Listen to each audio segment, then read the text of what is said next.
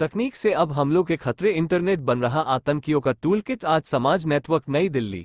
विदेश मंत्री एस जयशंकर ने आतंकवाद की समस्या को लेकर एक बार फिर चेताया है। शनिवार को दिल्ली में भारत की आतंकवाद निरोधी समिति (सीटीसी) की अध्यक्षता में हुई संयुक्त राष्ट्र सुरक्षा परिषद (यूएनएससी) की दूसरी विशेष बैठक में उन्होंने तकनीक के जरिए आतंकी हमलों को अंजाम दिए जाने की चेतावनी दी। बता दें कि भारत यूएनएससी की 2 दिवसीय आतंकवाद विरोधी बैठक की मेजबानी कर रहा है। शुक्रवार को भारतीय सीटीसी की अध्यक्षता में यूएनएससी की विशेष बैठक मुंबई के ताज होटल में हुई थी। इस दौरान भी जयशंकर ने आतंकवाद को अंतर्राष्ट्रीय शांति, सुरक्षा व मानवता के लिए बड़ा खतरा करार दिया था। तकनीक के जरिए आतंकी हमलों की आशंका को लेकर भारतीय विदेश मंत्री ने कहा कि कम लागत और तकनीक के आसानी से मिलने की वजह से दुनिया भर में अब ड्रोन हमलों का खतरा बढ़ गया है। उन्होंने कहा कि आतंकी समूह समाज को अस्थिर करने के मकसद से इंटरनेट का इस्तेमाल कर रहे हैं। विदेश मंत्री ने कहा कि सोशल मीडिया प्लेटफॉर्म भी उनके लिए लगातार बढ़ रहा आतंकवाद का खतरा। जयशंकर उभरती प्रौद्योगिकियों के नकारात्मक पहलुओं पर प्रकाश डालते हुए जयशंकर ने कहा कि virtual private network, encrypted message और ब्लॉकचेन जैसी तकनीकों ने भी सरकारों और नियामक निकायों के लिए नई चुनौतियां खड़ी की है। उन्होंने कहा कि इन सभी कदमों के बावजूद आतंकवाद का खतरा केवल बढ़ रहा है। विशेष रूप से यह एशिया और अफ्रीका में हो रहा है, जैसा कि प्रतिबंध समिति की निगरानी रिपोर्टों की लगातार रिपोर्टों ने उजागर किया है।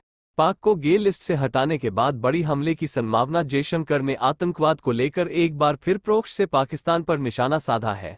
उन्होंने पड़ोसी मुल्क का नाम लिए बिना बैठक में कहा कि कई देश में तो आतंकवाद एक वित्त पोषित उद्यम बन गया था, अब उनकी असलियत भी सबके सामने आ रही। इससे पहले आईबी अधिकारियों ने पाकिस्तान को लेकर सनसनीखेज दावा किया। उन्होंने कहा कि पाकिस्तान को वे लिस्ट से हटाने के बाद भारत में आतंकी हमले की संभावना बढ़ गई है। शुक्रवार को मुंबई के ताज होटल में आयोजित यूएनएससी की काउंटर टेररिज्म की बैठक में जयशंकर ने पाक प्रायोजित आतंकवाद का मुद्दा उठाया था।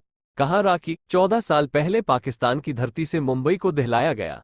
आज तक हमारा टास्क पूरा नहीं हुआ। अभी भी असली साजिशकर्ता पकड़ से बाहर है। कट्टरता व साजिश करने फैलाने का टूलकिट बन गए हैं। आज तकनीक आसानी से उपलब्ध हो जाती है, जिसके कारण आतंकियों की क्षमताएं भी बढ़ गई हैं और इसके जरिए दहशतगर्द सुगमता से कहीं भी हमला करने का मादा रखते हैं। उन्होंने यह भी कहा कि दिल्ली में देश की सीटीसी की अध्यक्षता में हुई बैठक में अंतर्राष्ट्रीय समुदाय के सदस्यों की उपस्थिति बताती है कि यूएनएससी के सदस्य और स्टेक होल्डर्स आतंकवाद को खत्म करना चाहते हैं। उन्होंने यह भी कहा कि यूएनएससी द्वारा उठाए गए कई कदमों के बावजूद आतंकवाद मानवता के लिए सबसे बड़ा खतरा बन गया है। यूएनएससी की 1267 समिति के मुताबिक आतंकवाद का सबसे ज्यादा खतरा एशिया और अफ्रीका में है। भारत आतंकवाद से निपटने के लिए संयुक्त राष्ट्र ट्रस्ट फंड में $500 मिलियन यानी करीब 4 करोड़ रुपए की मदद देगा। अंतर्राष्ट्रीय समुदाय के सदस्यों ने बता दें कि बैठक के दूसरे दिन इसके शुरू होने से पहले आतंकी हमलों में जान गंवाने वाले लोगों, पीड़ितों व उनके परिवारों को याद करते हुए 1-2 मिनट का मौन भी रखा। गौरतलब है कि यूएनएससी पर अंतर्राष्ट्रीय शांति और सुरक्षा सुनिश्चित करने और संयुक्त राष्ट्र चार्टर में किसी भी बदलाव को मंजूरी देने की जिम्मेदारी है। इसके 5 स्थायी मेंबर हैं। इनमें अमेरिका, चीन, रूस, फ्रांस और ब्रिटेन हैं। इसके साथ ही हर 2 साल के लिए 10 अस्थायी मेंबर्स को भी चुना जाता है।